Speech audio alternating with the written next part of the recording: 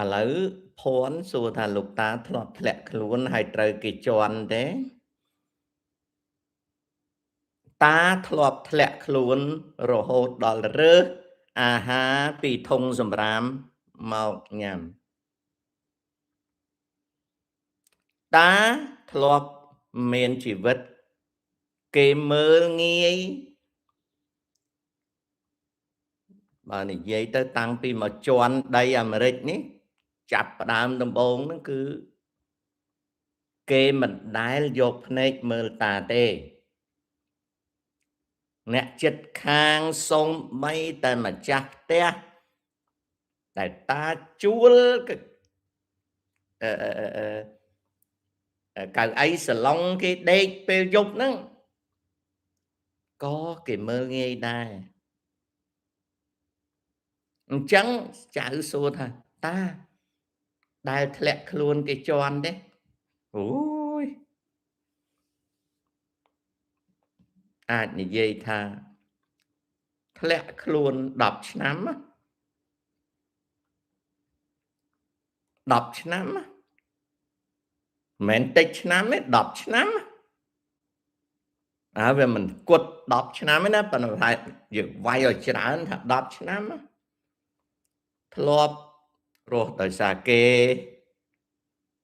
រស់ដោយសារពឹងពាក់ពួកម៉ាធ្លាប់រស់ដោយសារតែជួលកៅអីក្នុងបន្ទប់ជួលភ្ញៀវគេដេក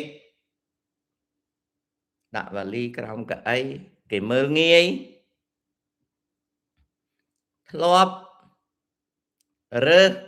អាហារពីធុងសម្រាមនៅផ្សារចិនក្រុងញូវយ៉កយកមកធ្វើជាអាហារឆៃធ្លាប់ហើយធ្លាប់អូខេឥ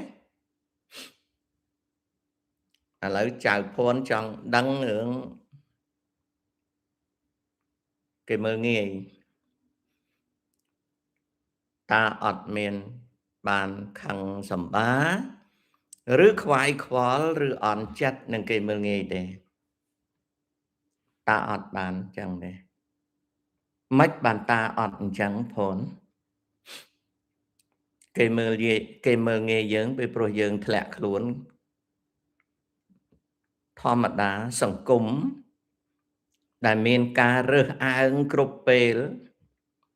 ដរាបណាមានមនុស្សរស់ក្នុងសង្គមតែងមានការរើសអើងគ្រប់ពេលការដែលគេមើលងាយនៅពេលយើងធ្លាក់ខ្លួនគឺកើតឡើងរាល់ពេលតែយើងគួរសម្លាប់ខ្លួនឯងដោយសារគេមើលងាយទេ No អត់ទេតើយើងគួរអង្គុយយំពេលគេមើលងាយយើងទេ No អត់ទេតើយើងត្រូវខឹងពេលគេមើលងាយយើងទេ No តែហ៊ានខឹងគឺយើងជាមនុស្សចោលមកសៀតចុះយើងឈឺចាប់នឹងគេមើលងាយទេ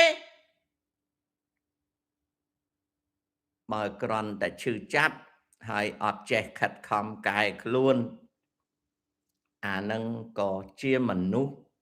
អន់ហើយចោលមកសៀតអញ្ចឹងទី1ឲ្យតែមានមនុស្សរស់នៅក្នុងសង្គមតែមានការរើសអើងទី2តែធ្លាក់ខ្លួនគេជន់ហើយកុំភ្លើពេកអាចជេមសុកក៏ដោយជេមអុយក៏ដោយជេមអន់ក៏ដោយជេមពេកក៏ដោយជេមមិនពេកក៏ដោយតែធ្លាក់ខ្លួនគេមើលងាយហើយកុំភ្លើពេកសង្គមឲ្យតែមានមនុស្សរស់នៅគឺមានការរើសអើងធ្លាក់ខ្លួនគឺគេមើលងាយហើយតើត្រូវខឹងគេទេ No តើត្រូវឈឺចាប់ទេ No